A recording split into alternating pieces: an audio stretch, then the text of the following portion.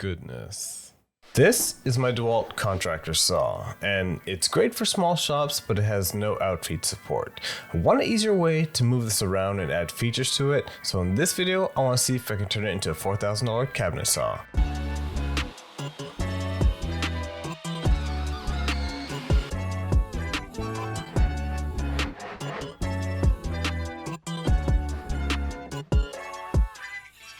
So the cabinet saw is now 95% built, and there's some features I want to add to this in a later version of it. I'll go into greater details later on in this video, and let me know if you have any ideas of what I can add to this, but let's get started on building it.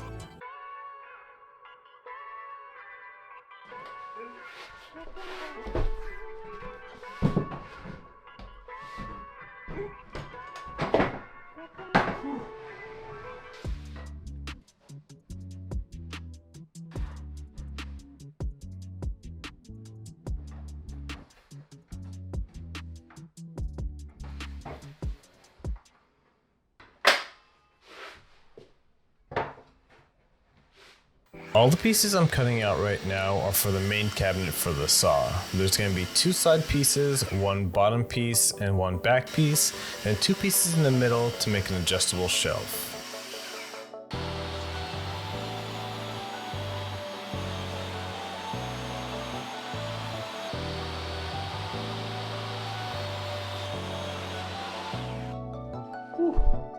Now that I have the main pieces cut for this cabinet, I actually drew online a better version of the sketch I have, so I'll go to the computer real quick and show you what I mean by a cabinet saw.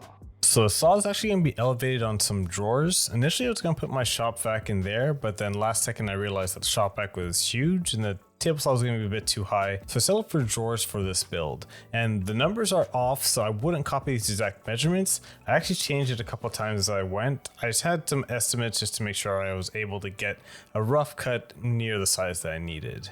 Now I'm touching everything with pocket hole screws, and the 2 shelves in the middle are actually going to be an adjustable shelf. I'm going to have some bolts put in after I drill out these pocket holes, and what that's going to do, it's going to make me level out the table saw. When I twist the nut, it's actually going to move up the shelf slightly, so I'll be able to make micro adjustments to this shelf. Now I'll explain a little bit later once I get the bolts installed. Now the next thing I'm going to be doing is adding the dados for the back panel. I know some people use the table saw for this, but I've had good success using my router, so I'm just going to adjust my router to the correct depth and then route out all the backs for the panels.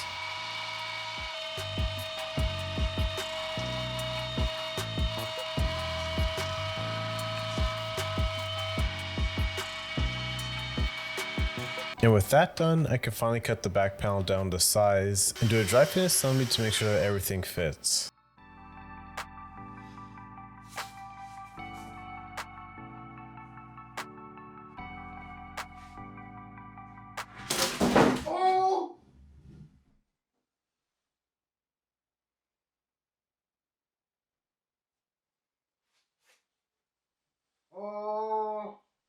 And I broke that dado that I just routed out. Luckily this is not really structural, so I can glue it back on that can continue with this build.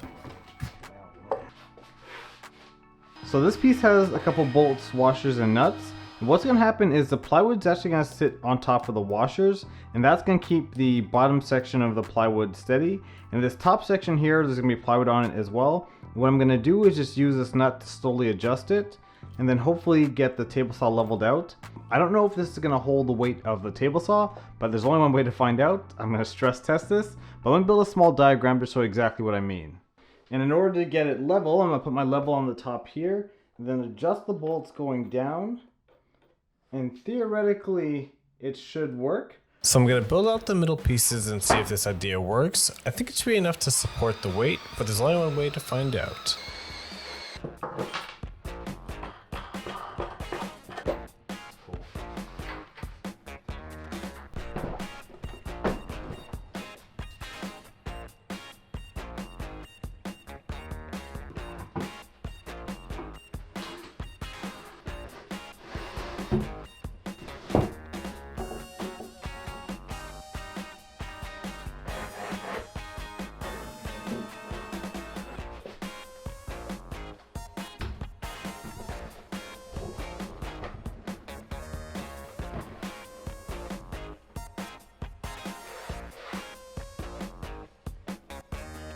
Okay, check it out. The cabinet saw is, I would say, 50% done. It's there. Everything is level. I'm gonna cut the backing for it now. I didn't want to cut it yesterday only because I did a lot of mistakes. So I got the measurements I needed for the backing. I'm gonna cut that. Then I can actually make my first cut on this to cut out the last pieces I need. So let's cut the back panel and then make the first cut on this saw.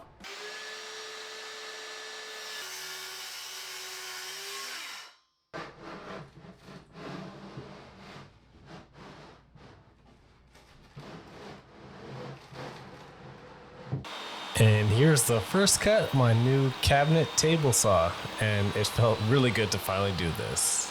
And now the next thing I need for this cabinet is just attach the top stretcher to make sure it's structurally sound, and then I have to route out a groove to make sure my table saw fence can slide easily through the cabinet.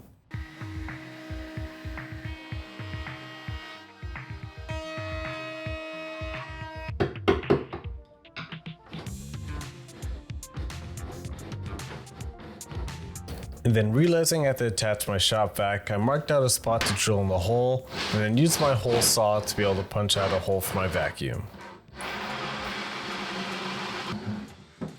And I couldn't forget the power cord too.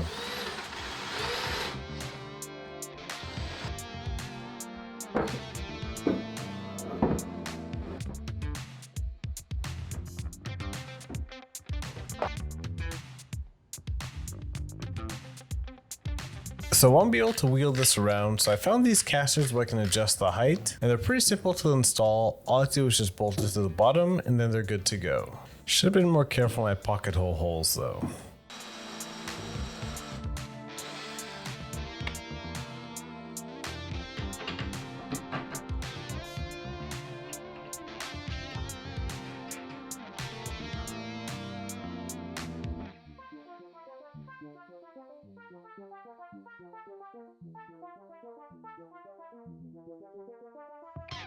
And now I have a cabinet saw.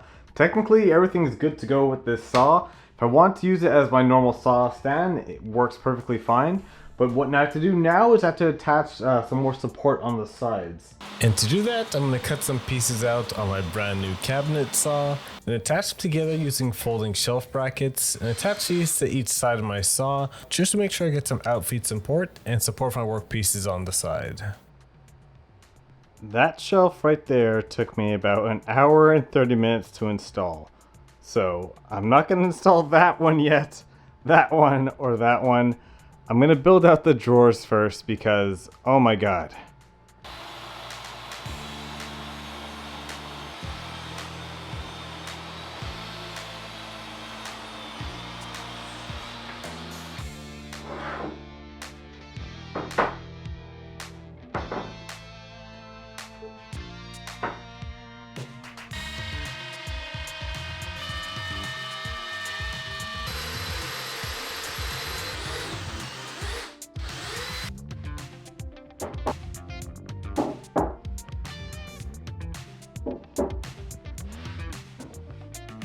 Now installing all the drawers is really easy. I had some scrap plywood that I cut out for spacers, and then I placed the drawer on top of the spacers, screwing in one screw at a time, working my way to the back of the drawer until it was all set.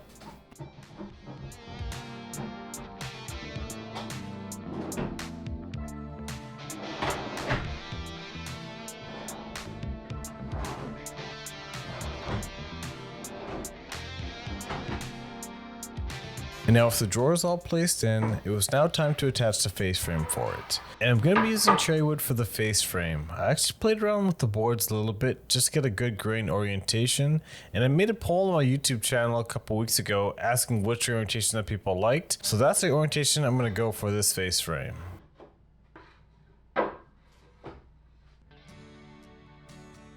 Surprisingly, this is actually one of the first few times I'm actually putting a face frame on one of my builds.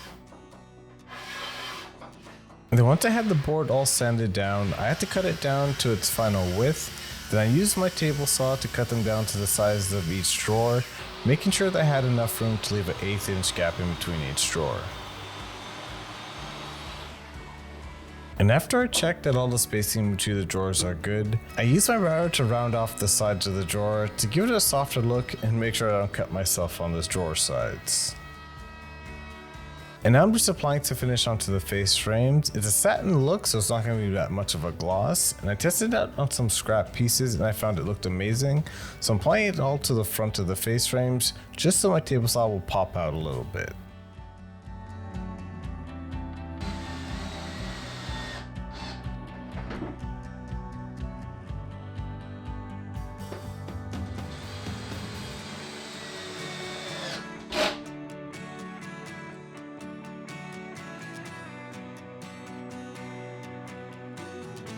And now I'm just adding a few finishing touches. So my dewalt saw has a curve at the end of it. I want to make sure that it's as flush as possible with the end of the cabinet. So what I'm doing right now is just tracing out the curve on my dewalt saw. And then when I cut this piece out and have it sit as flush as possible to the saw, just make sure that there's no gaps here and that nothing falls in between it.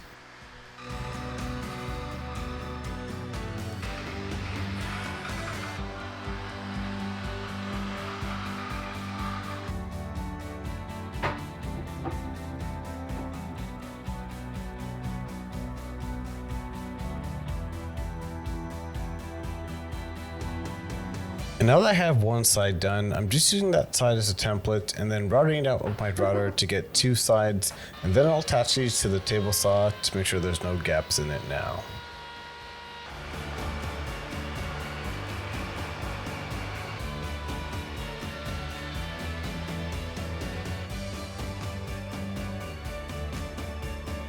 And to attach it to the cabinet, I'm not doing anything fancy. I'm just drilling some screws in from the top. And to do this, I'm just drilling out some pilot holes to make sure that the wood doesn't split. And once I'm finished putting in all the screws, I'm just gonna plug up the holes with some dowels. This just gives a nice look to the top of the cabinet, just so there's no exposed screws facing out to the top.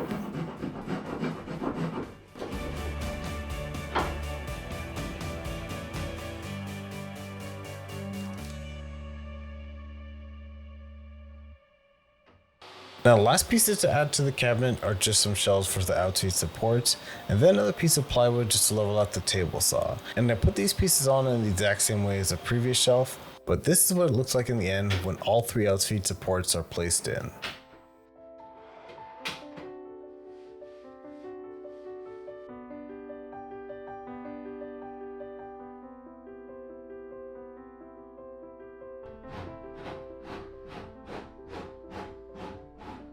And just as another bonus to make this look even better, I'm applying finish onto all the outfeed shelves. This is just going to give it a nice little gloss look. And once the finish is dry and sand it down to 180 grit, I'm going to apply some paste wax onto the outfeed shelves just so all the pieces have an easier time sliding on it.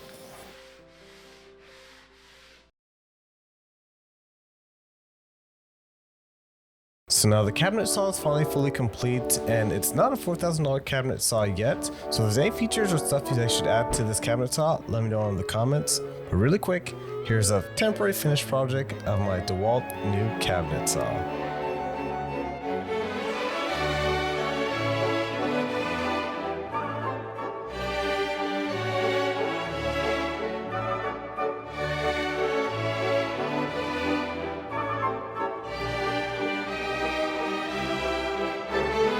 So I will be making 2 more videos on this cabinet saw. The first video will be me just building this cabinet saw without any sounds or music. And the second video will be adding all the new features to this cabinet saw. So if you have any other ideas, just leave them down in the comments below. And if I can do them, I'll build this on this cabinet saw. But anyways guys, thank you so much for watching, and I'll see you guys in the next video.